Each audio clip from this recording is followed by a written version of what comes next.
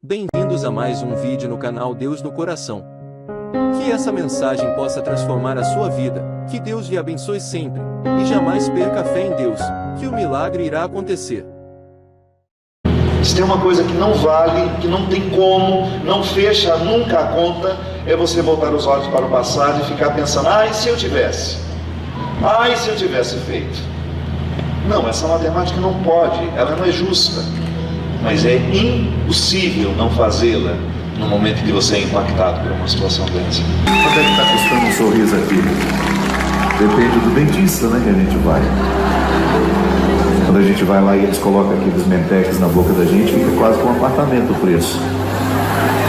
Mas eu não estou falando desse sorriso, não. Eu quero que você se responda, se você puder, sem dizer ao outro, mas a você mesmo. Quanto é que você tem cobrado de você para ser feliz? Às vezes, minha gente, nós somos tão cruéis com a gente. Muito cruéis. Às vezes nós colocamos um preço tão caro para a nossa alegria. Às vezes por causa de uma pretensão que eu não sei de onde vem. Às vezes a gente faz metas de felicidade e você olha para o futuro e fica dizendo: eu vou ser feliz no dia que isso acontecer. Como se nós tivéssemos esse dia para acontecer. A única coisa que nós temos da vida é o agora. É o único tempo que me cabe viver. Eu posso até planejar, eu posso até fazer planos, não estou proibido disso, mas eu não posso me esquecer que o único tempo que de fato eu tenho é agora. O que eu tenho é agora, aqui com vocês. Nisso consiste a minha vida. Eu estou aqui com vocês. E não tenho nenhuma meta de felicidade, graças a Deus. Porque eu descobri que planejar a felicidade é uma forma estranha de perder a oportunidade de ser feliz. Uma vez, minha gente, eu precisei consolar um homem. Claro que eu não consegui consolá-lo. Ele tinha 2 filhos e os filhos morreram no mesmo dia. Um de 16 e um de 18. Os filhos voltavam de uma festa na madrugada, perderam o controle do carro, se chocaram contra uma árvore e morreram na hora. E eu recebi esse senhor arrasado, como você pode imaginar que esteja um homem numa situação dessa. Mas ele tinha um fardo terrível de ser carregado, além da morte dos filhos, que era um arrependimento de não ter vivido, porque a gente é cruel. Se tem uma coisa que não vale, que não tem como, não fecha nunca a conta, é você voltar os olhos para o passado e ficar pensando: ai, se eu tivesse? Ai, se eu tivesse feito? Não, essa matemática não pode, ela não é justa. Mas é impossível não fazê-la no momento em que você é impactado por uma situação dessa. Eu falo: padre, eu trabalhei demais na minha vida. Eu deixei de estar na vida dos meus filhos em momentos especiais, porque eu estava trabalhando, porque eu estava viajando, porque eu não pude, porque eu não... E sempre justificado, padre. Só que nada consegue aplacar a dor que eu sinto hoje.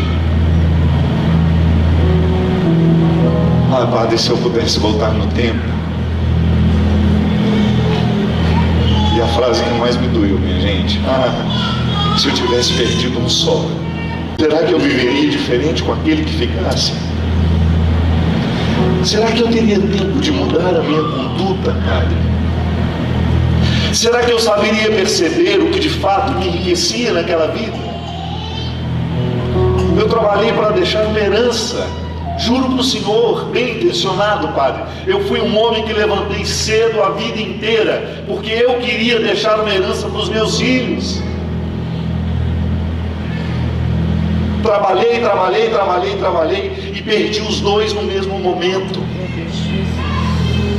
Eu não tenho para quem deixar o que eu construí.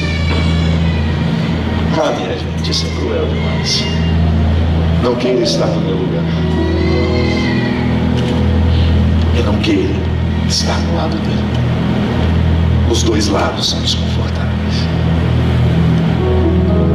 Você ter que conviver com escolhas que você não fez. com escolhas que você fez sem perceber.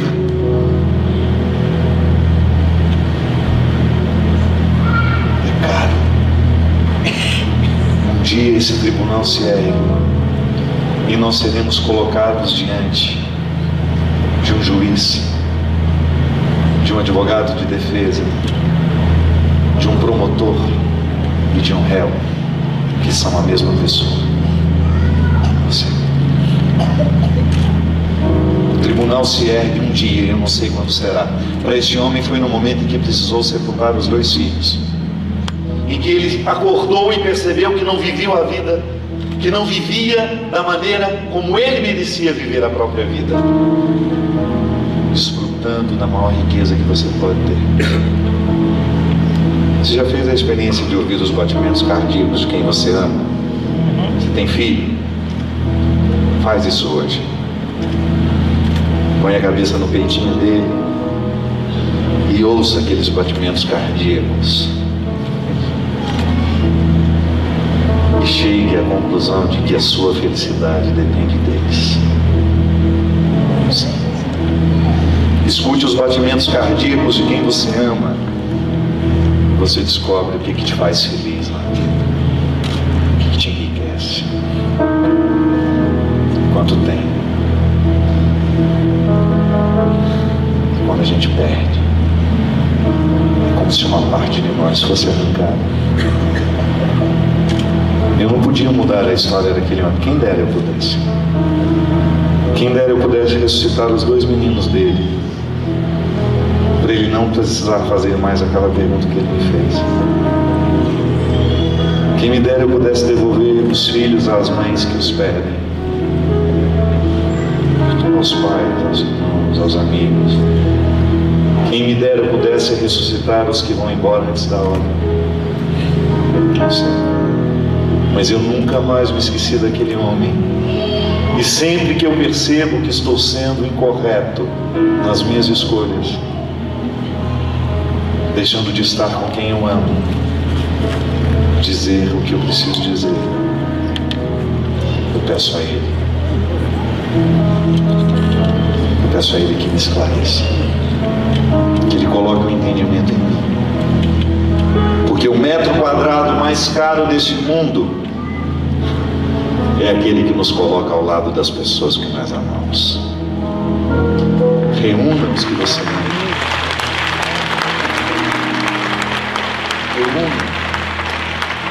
Reúna os que você ama.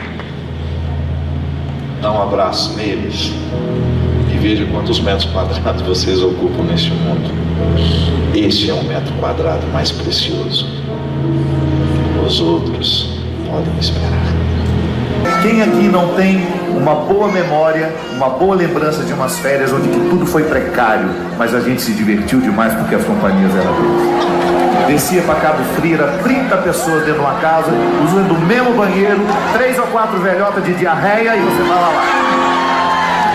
Você nunca mais esquece aquelas férias. Não é verdade? Porque no fundo, o que fica registrado dentro da gente não é o que dinheiro nos dá, não, é o que o afeto conquista. Você pode até comprar companheiros, mas você não compra uma amizade. Lá na minha casa, minha mãe tinha uma mania de guardar uma louça na cristaleira. E a gente olhava, a gente comia no dia a dia de prato esmaltado. Quem conhece o que é um pratinho esmaltado? Lá em casa era só o pratinho esmaltado. E o raio da louça bonita lá dentro da cristaleira.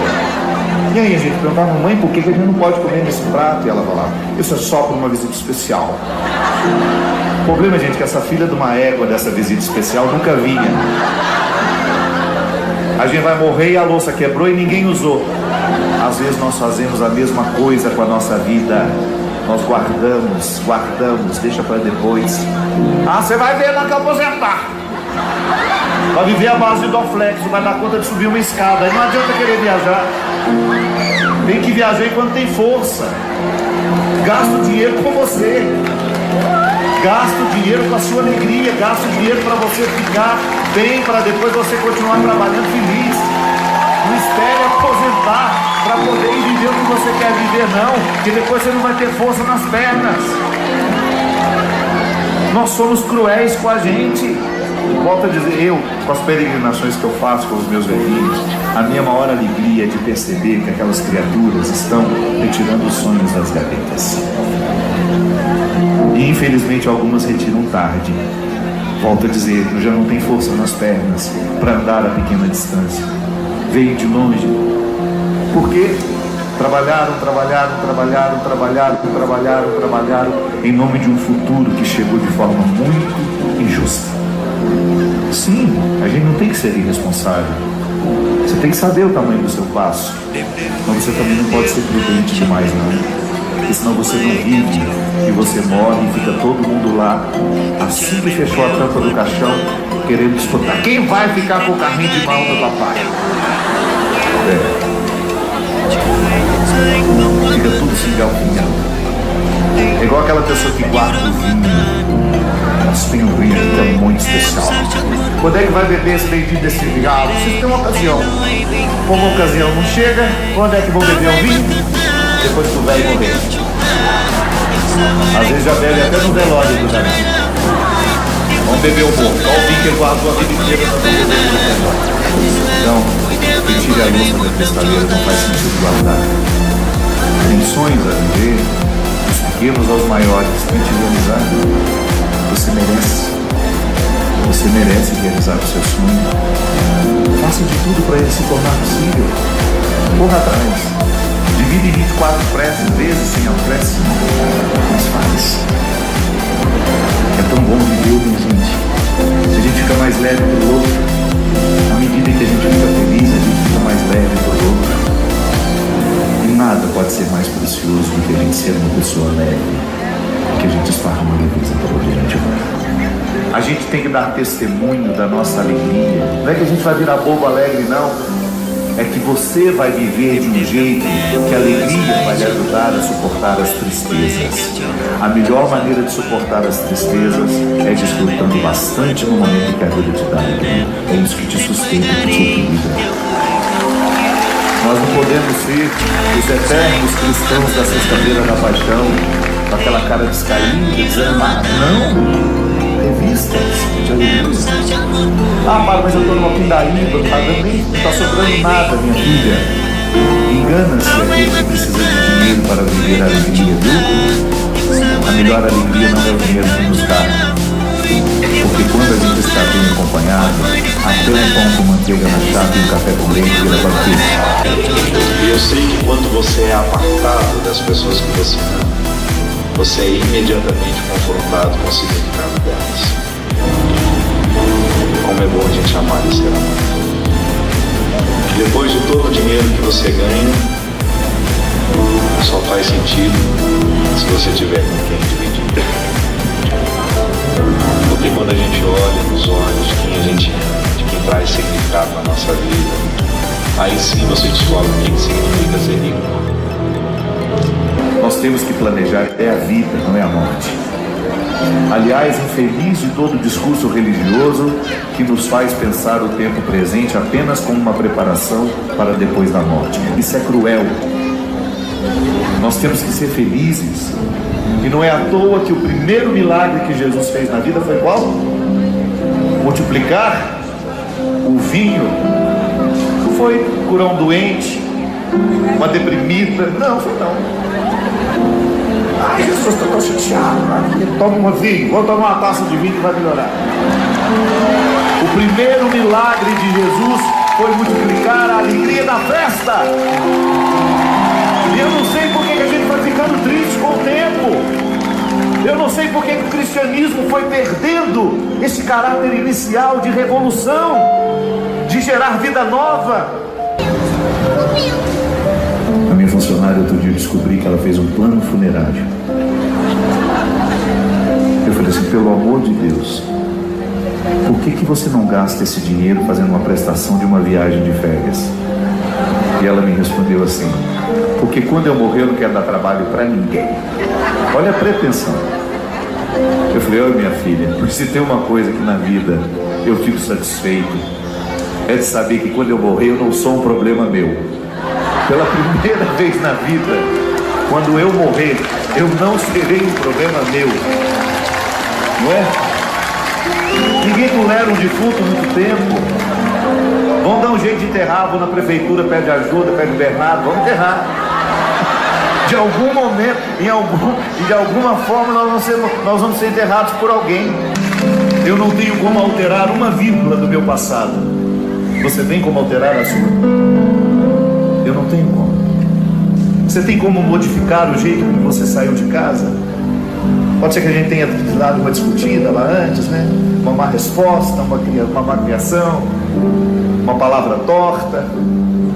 Eu não tenho como modificar o jeito como eu vivi até agora mesmo, mas eu posso modificar o jeito como vou voltar para minha casa. E isso é salvífico. É você olhar para você e, apesar de já ser tão antiga essa imagem que você vê no espelho, você descobrir que existe uma menina, um menino que precisam nascer. Eu não sei o que você fez da sua vida até o dia de hoje, e a mim não interessa. Quem gosta de passado é o diabo. É ele que fica nas esquinas, nos apontando os erros que cometemos, nos culpabilizando, nunca nos ensinando o arrependimento. É ele que nos frustra ao nos mostrar os nossos fracassos, colocando-os numa galeria eterna de exposição. Eu não sou representante dele. Eu venho aqui trazer esse Jesus que levantou Madalena e que me levanta diariamente, porque eu também já precisei enfrentar a multidão e não tenho medo dela. Eu também enfrento diariamente a multidão que não acredita no meu valor.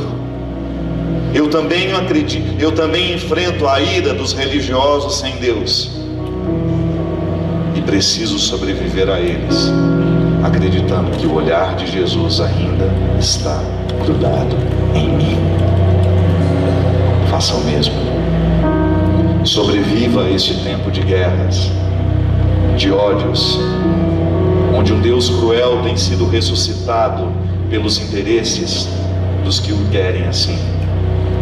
E acredite que não há nada que você tenha feito na sua vida que lhe retire o direito de dizer: Deus ainda acredita em mim. É por isso que nós temos que tomar muito cuidado e sermos responsáveis com aquilo que nós queremos viver. Se eu quero ser um homem reto e de conduta correta, eu tenho que prestar atenção em quem me influencia. Eu não posso abrir a guarda, eu não posso baixar a porta do meu castelo para pessoas que eu sei que não têm respeito por mim. Eu posso até respeitá-las, mas não preciso tê-las na minha vida. É direito nosso, é direito evangélico de você cercar a sua vida para que somente esteja, de fato, ao seu lado aquele que você sabe que quer para você o mesmo que Deus quer. É fácil você saber se um casamento aconteceu ou não. Porque às vezes nós vamos lá para a igreja, o padre vai, a noiva vai, o marido vai, mas aquilo tudo que aconteceu lá foi um teatro.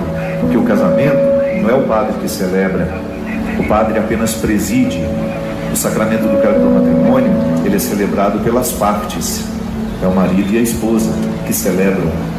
E pode ser que uma daquelas partes não esteja celebrando, que não esteja bem intencionada, não esteja se comprometendo de fato com o crescimento do outro. Então, uma maneira simples de você saber se o casamento valeu ou não é você prestar atenção se o outro com quem você se casou quer para você o mesmo que Deus quer. Se ele te promove, se ele fica feliz com a sua alegria, se ele participa dos seus sofrimentos, se ele faz de tudo para você crescer. Sim, amizade é a mesma coisa. Fraternidade, pai e filho, mãe, os nossos vínculos, você só percebe que eles são verdadeiros à medida que nós percebemos que eles nos edificam. Porque não adianta ser meu irmão, ter o mesmo sangue que o meu, se não tem amor e respeito por mim, nem eu por ele. Então essa proteção que vem de Deus, ela esbarra nos relacionamentos que nós temos. E é lindo você perceber isso, que Deus nos protege através das pessoas. Não é essa cruzinha que você leva no peito que te protege, é o que você pensa que te protege. A cruz que você tem no peito apenas te recorda como você deve pensar. Se eu levo a cruz no meu peito, é porque eu estou comprometido com o cristianismo. E o cristianismo não é um misticismo. O cristianismo é uma proposta de vida, é existencial. Ele mexe no nosso jeito de viver e de ser. Porque sou cristão, eu naturalmente não devo ser injusto. Porque sou cristão, eu naturalmente não devo ser fofoqueiro. Porque sou cristão, naturalmente eu deveria ser avesso a caluniar pessoas. Eu, por ser cristão, eu deveria ser naturalmente correto em todas as minhas relações de trabalho. Eu, por ser cristão, eu jamais tenho o direito de me sentir melhor que alguém. Por mais que eu tenha estudado mais, por mais que eu tenha mais dinheiro, não. O cristianismo não nos autoriza arrogâncias. Mesmo aqueles que a gente acha que estão no fogo do inferno, que nós somos pretensiosos. Às vezes a nossa fé vira uma vaidade. Nós olhamos para as pessoas e temos sempre um tribunal erguido nos nossos olhos. Não, definitivamente, nem Jesus era assim. Eu quero mais é que todos aqueles que não se sintam acolhidos ficam do meu lado, porque é assim que eu me sinto próximo de Jesus. Jesus tinha uma facilidade imensa de gostar e de querer por perto aqueles que naturalmente nós rejeitamos. É por isso que eu peço a Deus todos os dias que Ele me proteja da arrogância, que Ele me proteja da vaidade, do distúrbio de pensar que o meu ministério sacerdotal me faz ser melhor que alguém. Não, Ele só me faz ser mais responsável. Qual milagre que você quer hoje? E que hoje você gostaria de pedir a Deus? Eu lhe desafio a pedir aquilo que você precisa, não aquilo que você quer. Às vezes a nossa prece, ela não é eficaz porque a gente insiste em pedir o que é a Deus o que a gente quer. E às vezes o que a gente quer é muito diferente daquilo que a gente precisa. Que hoje então o Senhor tenha condições de quebrar todas as instâncias do seu querer para chegar à sua necessidade. Aquilo que só Ele sabe que hoje você precisa. E você num gesto de confiança. Sim, Senhor, que eu receba não aquilo que eu quero, mas aquilo que é melhor para mim, aquilo que eu preciso. Sim, porque às vezes nós insistimos tanto numa coisa, aquilo não dá certo, de repente o tempo passa, você olha para trás e fala, que bom que não aconteceu conforme a minha vontade. É disso que nós estamos falando, minha gente. Às vezes Deus nos protege quando nos diz não, e a gente fica chateado na época. Mas depois de um tempo passa e você percebe que foi o melhor. Então hoje nós damos a Deus essa autoridade. Não que Ele não tenha, Ele sempre tem. Mas é bom a gente liberar o nosso coração dos nossos excessos de querer, para que Deus tenha a oportunidade de nos dar o que tanto precisamos. Sim, Senhor Jesus. Hoje nós nos pedimos que derramei sobre este povo a vossa bênção. Que hoje o Senhor derrame sobre estes corações a cura de toda doença física, psíquica, emocional, de toda tristeza, de toda angústia, de toda ansiedade, de todo medo. Que o Senhor hoje nos cure, Senhor, de todas as enfermidades do corpo e da alma. E conceda-nos nesta noite o dom de um novo nascimento, como o Senhor concedeu e ensinou a Nicodemos. O Senhor esteja convosco. Por intercessão da bem-aventurada Virgem Maria, desça sobre os nossos corações, sobre as nossas vidas, sobre as nossas famílias, a bênção e as graças deste Deus Todo-Poderoso, Pai,